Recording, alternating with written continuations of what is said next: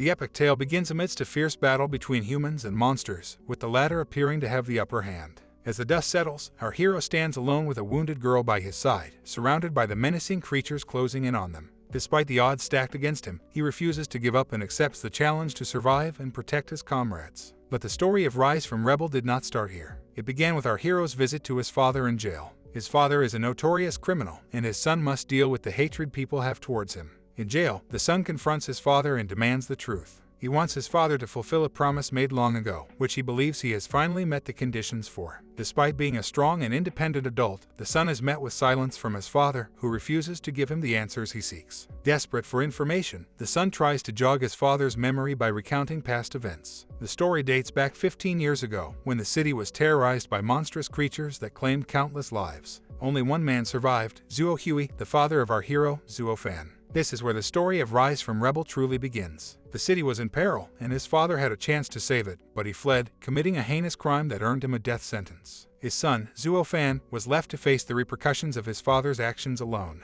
His mother was already gone, and he had to fend for himself. Years later, Zuo Fan visited his father in prison, hoping to learn the truth behind his father's betrayal. However, his father only admitted guilt and urged Zuo Fan to forget the past and start anew in a different city. Despite his father's lack of remorse, Zuo Fan could not forget the tragedy that had befallen their city and his family. The past may be unchangeable, but he was determined to find a way to make amends and seek justice. Fueled by anger and determination, the son refuses to heed his father's advice to leave the past behind. He won't let the discrimination and hatred he's faced go unanswered. As he exits the prison, he's accosted by guards demanding more money to see his father. They claim it's policy, but he knows it's just a scam to line their pockets. Though he seethes with anger at the injustice of it all, he has no choice but to comply. The thought of his father being called a traitor only fuels his rage, but he can do nothing but clench his fists and endure. After striving hard to clear his father's name, he refused to give up. Upon his release from jail, he checks his status mind and sees that his stats were just average: 11 for mind, 8 for physique and strength, and 16 for agility. Despite his age and experience, he realizes that his strength had not improved at all. Unless something miraculous happens, he would remain stuck like this forever. Money was tight, and he had to risk his life every time he went out to work as a low-level Starfall warrior. The job did not pay well, and with the increasing demands of the guards, he might have to make serious budget adjustments, including foregoing visits to his father. He knew that meeting his father regularly to investigate and prove his innocence was crucial. However, he needed to take on jobs that were beyond his level to make more money. Of course, this came with higher risks, but he had no other choice. The only valuable possession he had was a necklace that his mother had gifted him on his birthday. It was made of a precious meteorite fragment from the day everything began. He briefly considered selling it to make ends meet, but he quickly dismissed the thought. Instead, he headed towards the mercenary guild where he worked. He enters the mission room and approaches Uncle Gao, who is seated there. Despite the unfriendly atmosphere, he suppresses his anger and requests an E-ranked mission. Uncle Gao, who is relatively kinder to him, sternly warns him that he is not yet strong enough to handle even the lowest ranked mission. He reminds the hero that he is not an official Starfall warrior and would struggle to even survive an F-ranked mission, let alone an E-ranked one. As a mere warrior reserve, he begged and pleaded with Uncle Gao to give him a mission. Despite being warned that he was not strong enough to handle an E-ranked mission, he was given the task of scouting for another party. It was a dangerous mission, but the pay was good and safer compared to other E-ranked missions. Excited at this opportunity, he prepared himself and found the group of 6 people he was supposed to join. He hoped they were strong enough to do all the fighting. The group's leader, a girl, recognized him as the one recommended by Uncle Gao. Interestingly, she resembled the girl he was with in the starting scene, surrounded by monsters. As he looked at her sword, he realized that the girl was an intermediate rank warrior, overqualified for this mission. The monster core embedded in her sword was a rare item that greatly enhanced a warrior's stats, making it a Starfall equipment that only intermediate or higher level warriors were permitted to use. He introduced himself to her, hoping she didn't recognize him as the notorious traitor's son. As he extended his hand for a handshake, another man swooped in and crushed it with a firm grip.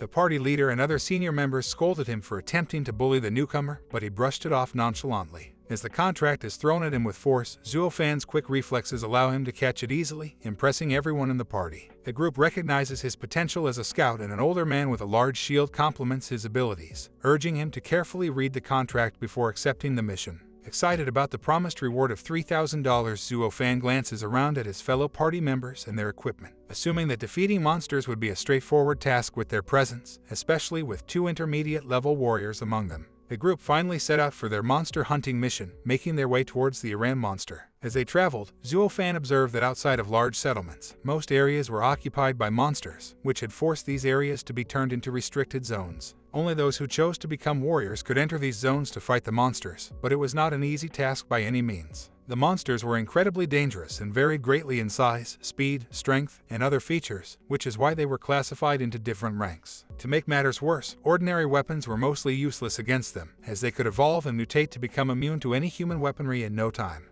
Humanity had discovered that the only effective weapon against the monsters was their own strength. The creatures' bones and claws were exceptionally sturdy, and they appeared to have no defense against them. This had been a saving grace for many years, as the stronger the monster, the more valuable and potent the materials obtained from defeating it. This was the defining characteristic that set the powerful warriors apart from the weaker ones, the quality and worth of their equipment.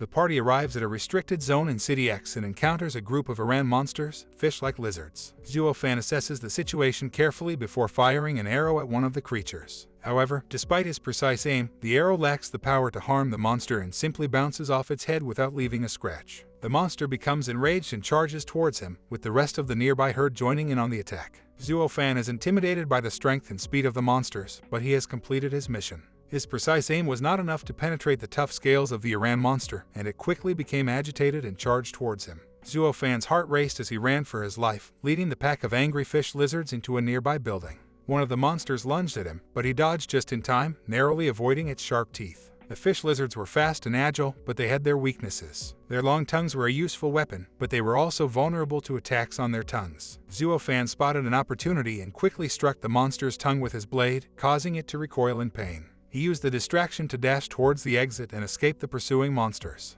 As he dodges the monster's attacks, he takes aim and fires 3 arrows simultaneously, striking the monster's outstretched tongue. He thinks he's dealt some damage, but soon realizes that his weapons are ineffective even against the monster's vulnerable points. Knowing he can't fight the monsters alone, he decides to fulfill his task and leads the monsters to where the other warriors are waiting to ambush them. The 2 intermediate-level warriors make quick work of the monsters, using their superior skills and equipment to slay them with ease. One of them immobilizes the monsters with a shield, while the other expertly slices them in half. The danger appears to have passed, but suddenly the severed body of the fish lizard begins to move again. It had a mechanism to retaliate against its attacker, even in death. The upper half of the monster lunges at the novice warriors, and the man who had previously bullied Zuofan pushes him into the path of the monster. Reacting on instinct, Zuofan dodges the attack and quickly aims at the monster's second weak point, its eyes. This time, his attack is successful, and the rest of the work is done by Mu. A computerized voice then informs him that he has successfully slain an Iran monster for the first time. But Zuofan is unsure if he heard anything.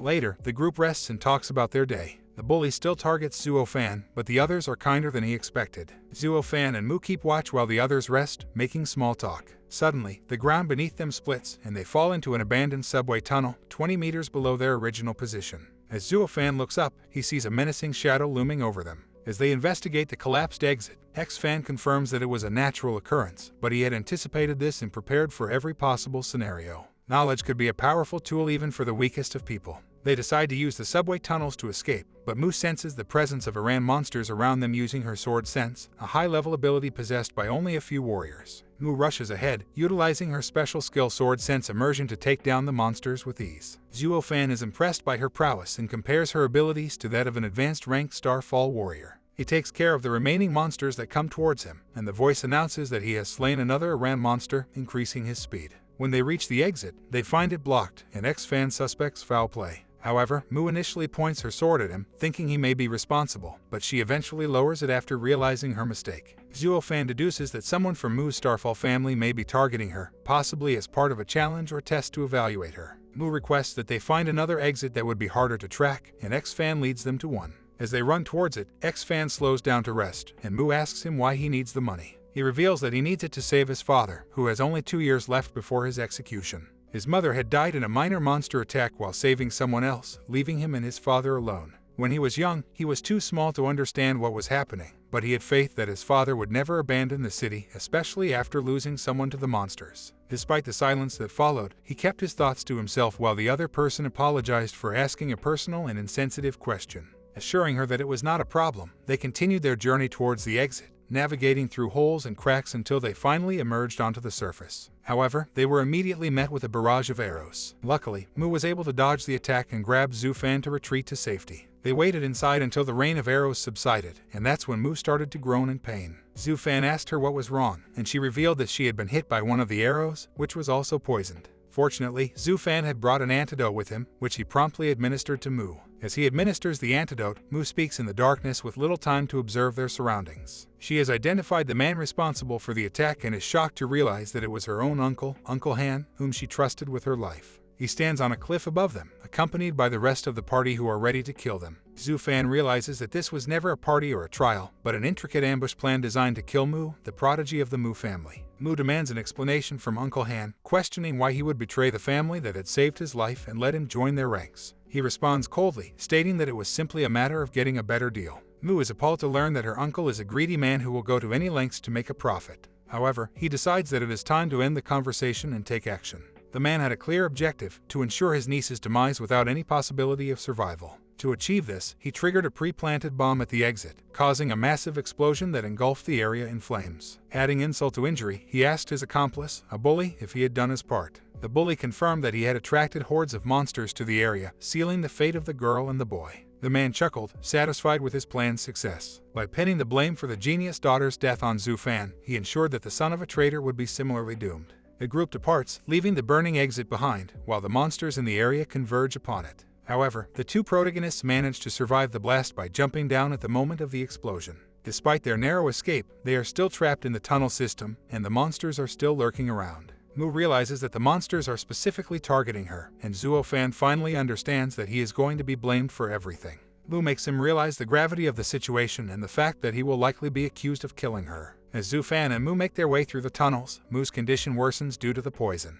Zhu Fan realizes that if he is blamed for her death, he won't be able to save his father, and it would also bring shame to his family. He decides to keep Mu alive and supports her as they walk, being cautious not to exhaust her too much. While Mu fights off the monsters, Zhu Fan comes up with a plan to break through the walls and find a way to the surface. They make a run for the exit, but the monsters are still after them. Mu volunteers to stay behind and hold off the monsters while Zhu Fan escapes. Although he tries to object, Mu insists that it's their best chance to survive. As Zhu Fan watches Mu fight the monsters, he is unsure of what to do.